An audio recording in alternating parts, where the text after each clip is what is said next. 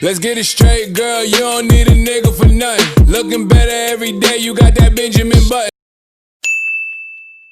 Hey y'all, welcome back to my channel. As you can tell by the title above, I'm going to be giving you my top 10 Netflix shows. Let me pull out my phone. I am going to be drinking my wine. Yes, this is my cheap wine glass because I broke my favorite wine glass. I was trying to get it off the refrigerator one day and it literally just fell to the ground and it shattered. And that was like in 2018. Maybe that's probably why 2018 was like my worst year. Yeah, I could do that. But anyways, in this wine, I am drinking the Stella Rose berry, something like that. It's pretty good. I really like this one. But my favorite is Cupcake Moscato. So yeah, let's get right into that list, y'all. So I'm going to be naming my top 10 and I'm also going to be explaining what they are and stuff like that. So we're going to start off, there's no particular order, but I am going to tell you my favorite one. My favorite one is we're going to start number 1 and go on down. There's no in order, but I'm just going to tell you one of my favorite ones, which is number 1 is Dear White People. I love Dear White People. That is my show. I remember when it first came out. Actually, when it first came out, it was like a movie. And the girl that played, dang, I done forgot the main character's name. Anyways, the light-skinned girl. Tessa Thompson is the one that actually played her before it became into a series. Now that it's a series, Logan Browning is playing that one, which is pretty good.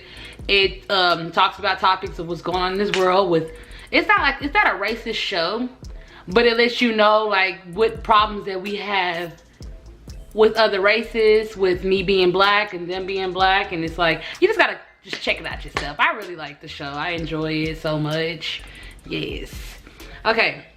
Number 2 is Too Hot to Handle. It's a dating show. At first, I used to just go past it and I'd be like, I don't really feel like watching this. It's probably stupid. But then my friend Camry told me it was actually good. So I was like, okay, I'm gonna give it a try. So I actually watched it last weekend and it was so good. It was so good. So it's basically Too Hot to Handle. The name speaks for itself. It's these little horn toads. They're on there. All they care about is sex and not really too bad. They're not really caring about relationships. They just want to just have sex. But in the end, they end up seeing past that and, you know, making connections with these people. Some of them end up being together. Some of them end up growing in their own personal life and stuff like that. Number 3 is Love is Blind. I'm pretty sure y'all probably have. Some of y'all haven't, some of y'all have. Love is Blind is basically, it speaks for itself. These women and men are in different type of pods. It's like little rooms and stuff. And they're basically talking to one another and they're getting to know each other and they're falling in love without seeing the person.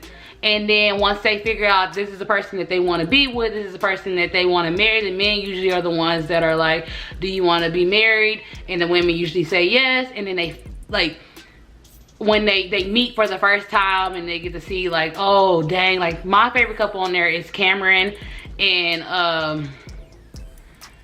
oh my god, this is crazy. How did I forget her name? Lauren. What the heck? How did I forget her name? Cameron and Lauren. It's a white boy and a black girl. She never really dated white men and stuff like that. And then when she fell in love with just his talks and his connections and stuff like that, you building that bond with them. It was a pretty good show. Number 4, some of y'all might not like this, but I love this show. It's called On My Block.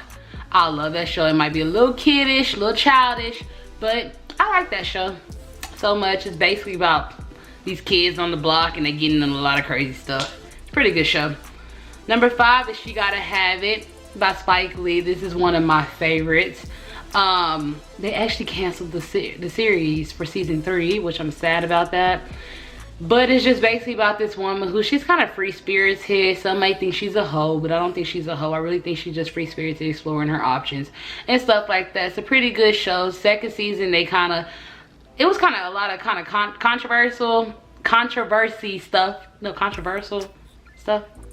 Y'all know what I'm trying to say. It was a lot of controversy on season 2, so I don't know, is that why they didn't, you know, want to go to season 3. Is that why they canceled it? I don't know. I know I'm looking up and I need to be looking at y'all, but I see the screen above. So anyways, she's very free-spirited. It's like this woman with these 3 guys. Yeah, she's sleeping with them, but she really don't want to be, you know, tied down just yet. But it's really a good show. Number 6 is one of my favorites, The Get Down. When I heard that it got canceled, I cried. So it's about these kids from the Bronx. They dancing, rapping. It's like, it's set in the 60s, I think. Either the 60s or the 70s. It's really good. You need to really watch it. I think, don't quote me, but I feel like Nas is the one that came up with the concept. I don't remember, but I do know that it's called The Get Down, and it's pretty good, and you need to really give it a try. I mean, it's only 2 seasons, but hey, it's really good. Oh, what's his name? Will Smith's son is in there, Jaden Smith. Number 7 is The Haunting of Hill House. Y'all, low-key, that show right there is creepy. Like, creepy. They're supposed to be doing a season 2, which is not going to be based on season 1. It's going to be like a different type of family. But it's so good. It's like super duper good. It's about this family.